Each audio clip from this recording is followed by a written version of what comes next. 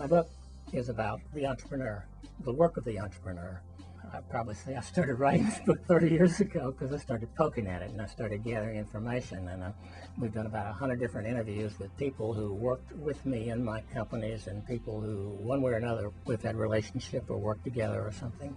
The advice I have to give is in the book. I mean, it's the stories I tell, and it's the problems we faced and how did we solve them, and the opportunities that we saw. And the phrase actually comes from my late father-in-law, who said, "Hey, you did all of this with $1,000 on an idea." I needed $600,000, and I only had $1,000.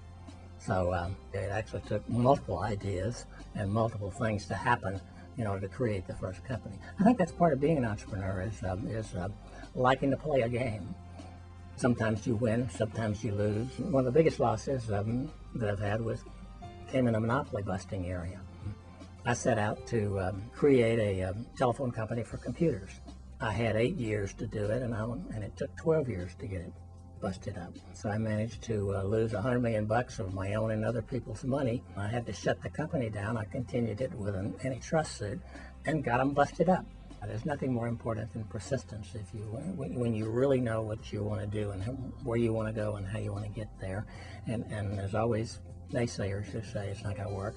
So if you really know in your heart, then nothing's more important. The big part of it is what's productive for you, what works for you. I mean, what works for me might not work for somebody else, and a lot of things that work for other people don't feel comfortable to me. I think it's real important to know who you are. If you don't know who you are, then being an entrepreneur can be a very expensive place to find out.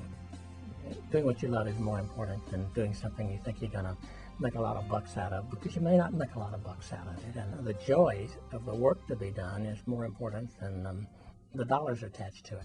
Well, actually what motivated me to start Green Mountain Energy was one day my daughter Christiana came home from school and said, "What are we going to do about all these toxic pollutants we're putting into the air?" It was the first time I really thought about it. And I said, I don't know, what are we going to do about it? So I started thinking about it, and I started studying it and looking at the climate change problem.